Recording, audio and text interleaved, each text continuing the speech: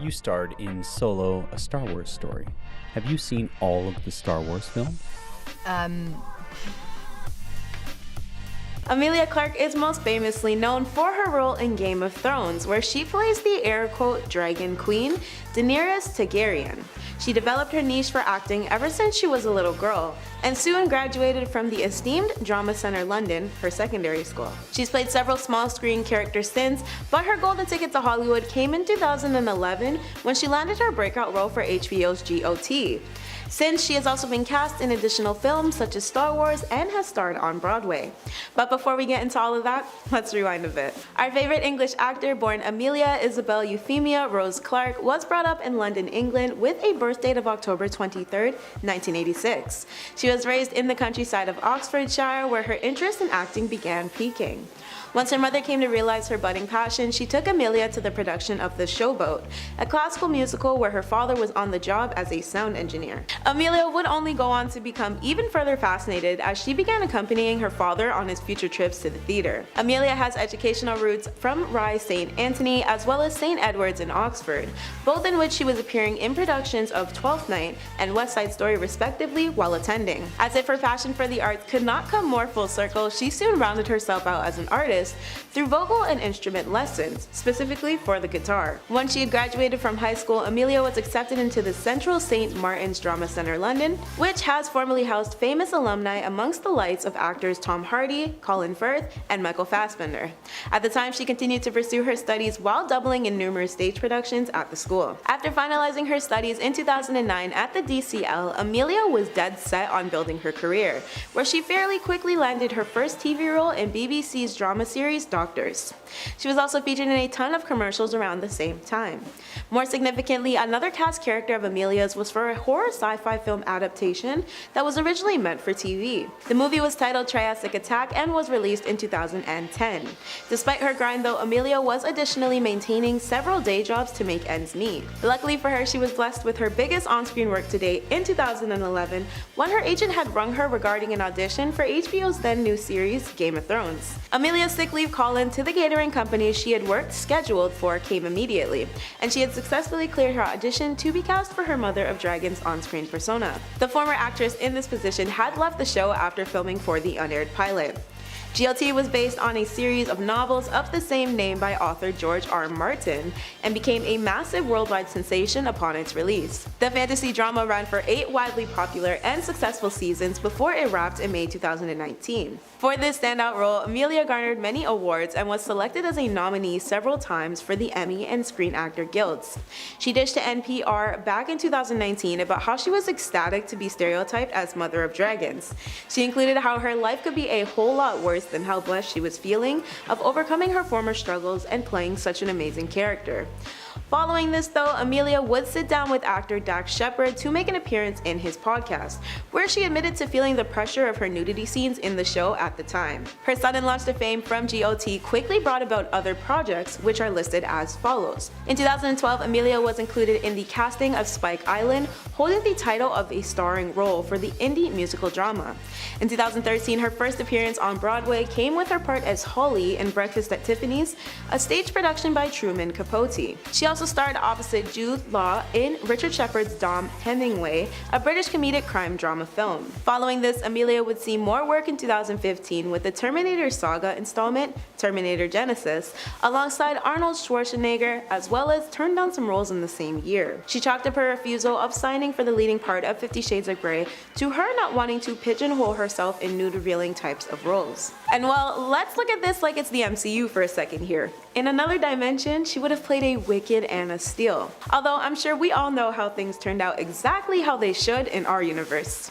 Amelia starred in the rom-dram Me Before You back in 2016 and then found more success through the highly anticipated release of A Star Wars Story in 2018, where she played Solo's romantic interest and childhood friend. Not to mention, this is definitely not my favorite romance trope. Anyway, after this, Amelia moved on to the famous lead of Kate in Last Christmas in 2019, where she was opposite Henry Golding's alluring character Tom. Amelia soon became a frequent subject to numerous tabloids and gossip columns alike, as she was romantically linked to her partner of several months, Seth MacFarlane.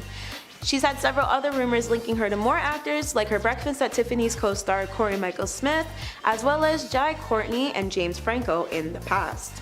Reportedly, in the midst of early 2019, her flame with director Charlie McDowell was said to have burned out and had been disposed of completely. As per an essay for The New Yorker in March 2019, it was revealed that Amelia suffered 2 aneurysms around the beginning stages of Game of Thrones.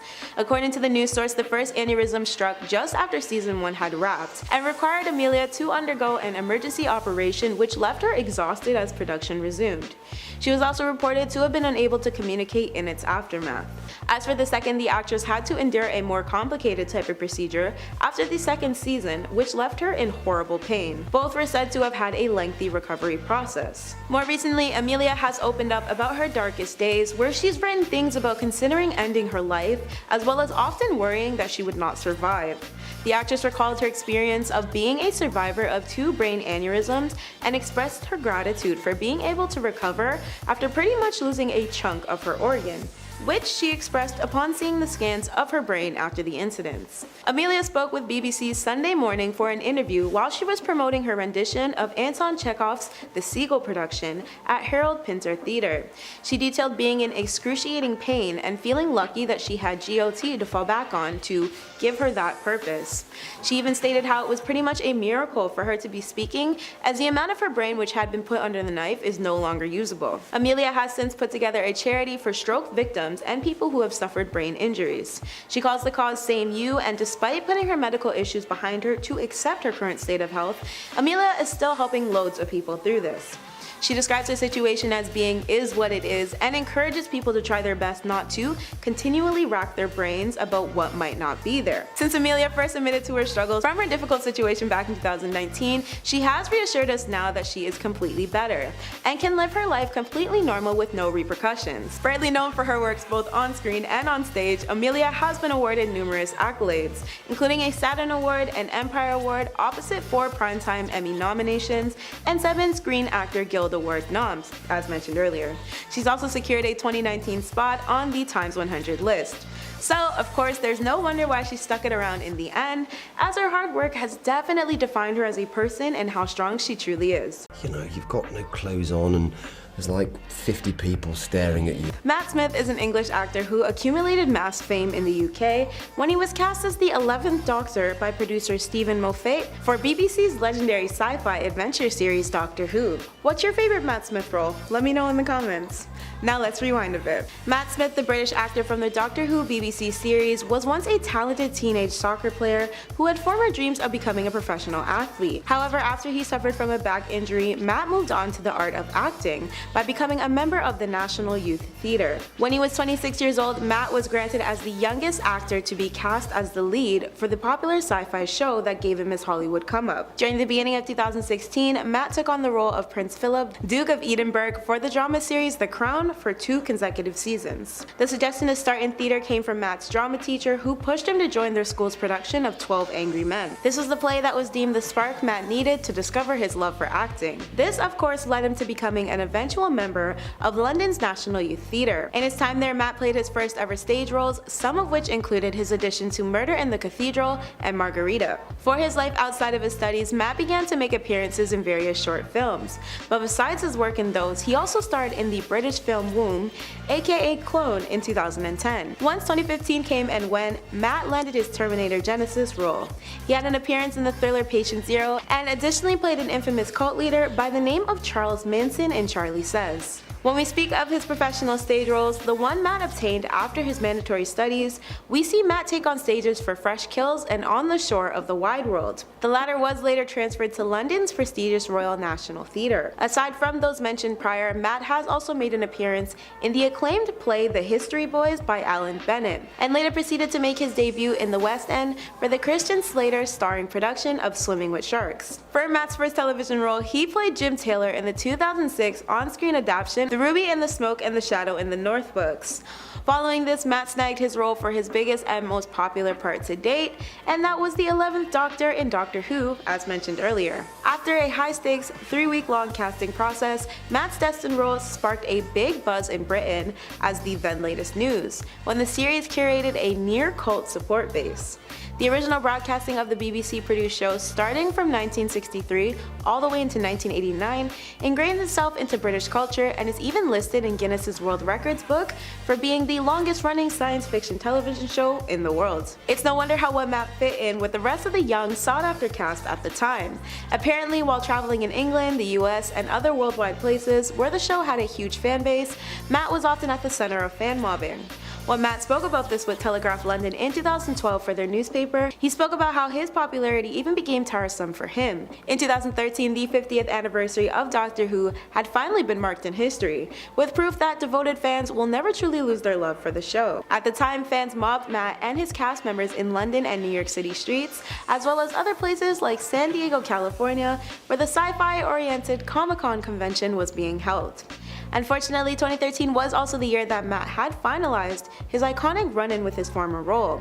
Peter Capaldi was the replacement of Matt as the new Doctor for that year's Christmas special. Once Matt had moved on from Doctor Who, he found himself portraying the husband of Queen Elizabeth II in The Crown from 2016 to 2018.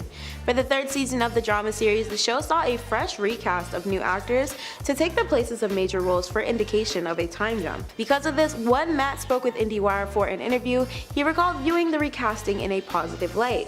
Quote, "What's so clever about it is that you get to cover so much. You still have got Thatcher to come, you still have got Clinton, and before there's Nixon. There's some really interesting characters coming our way." Now, let's discuss what steamy series details Matt has recently revealed and how it pertains to what we've learned so far.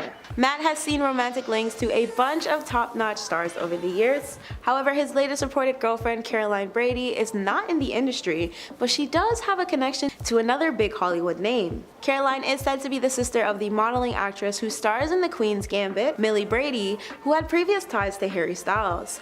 Matt and Caroline apparently began seeing each other after Matt's breakup with his former British actress Lily James, and although they haven't outright confirmed their relationship to the public, many are speculating due to their outed spottings. Before Lily, there was Daisy Lowe, and previously Mayanna Mora and Billie Piper. However, Caroline is his reported current lover, who has an extensive but impressive background that makes her super cool on her own, but even cooler for being Matt's partner. Still, as you may know, this isn't actually what Matt opened up about most recently. After making more contemporary appearances in major films, including Last Night in Soho, His House, and Morbius, Matt's largest project to date is the Game of Thrones prequel titled House of the Dragon, and the premiere of HBO's newest fantasy drama left many shook, to say the least. Even Matt has admitted that there were far too many scenes which involved graphic intimacy. House of the Dragon premiered on August 22nd on Sky Atlantic in the UK. In it, Matt plays the role of Prince Daemon Targaryen. Its origin, Game of Thrones, was widely known for its explicit adult content that ranged from mass violence to its endlessly visual sexual scenes.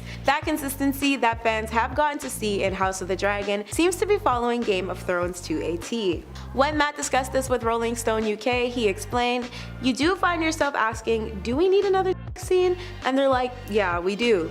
I guess you have to ask yourself, what are you doing? Are you representing the books, or are you diluting the books to represent the time? I actually think it's your job to represent the books truthfully and honestly as they were written. Matt was later asked if the show had him featured in any explicit scenes, to which he agreed with, "Yeah, slightly too much if you ask me." I guess fans will have to sit tight to see if what Matt is alluding to will play out on the small screen as he suggested. However, dedicated GOT fans can't be too surprised, I'm guessing, given the past tied to the original. Social media has been filled with avid GOT fans discussing all things regarding the House of the Dragon's prequel premiere, where the show was made to take place 300 years prior to its original GOT series. The specific NSFW scene involving Matt Smith has one fan in particular choking on their taco, while another made sure to state that they were only 25 minutes into the show when the sexually graphic content graced its appearance on its screen. And while reviews on this and Matt's performance have been relatively positive, with few negative remarks, Matt has been praised early on for his work in the series. One fan wrote, "Matt Smith really did that scene that way, wow, so powerful of him." Another said, "Everyone applaud Matt Smith for his portrayal of Daemon Targaryen, he plays the rogue prince absolutely perfect." And one final viewer recalled, "One episode in, all I can say is Matt Smith is absolutely smashing it. This show is amazing." Now I'll save the breakdown of the actual scene so you can go see it for yourself, but long story short, Game of Thrones and its new edition House of the Dragon would not be its typical duo series without a whole bunch of racy scenes. And this probably won't be the last time an actor in that position will speak out on how they feel regarding this.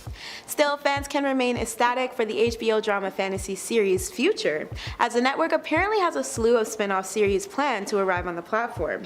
One of these includes a Jon Snow focused show that will dive into the history and mythology of the creation of Martin. The current prequel though obtains a all-star cast of actors and will proceed on Sky Atlantic and available streaming service now as of August 29th. Now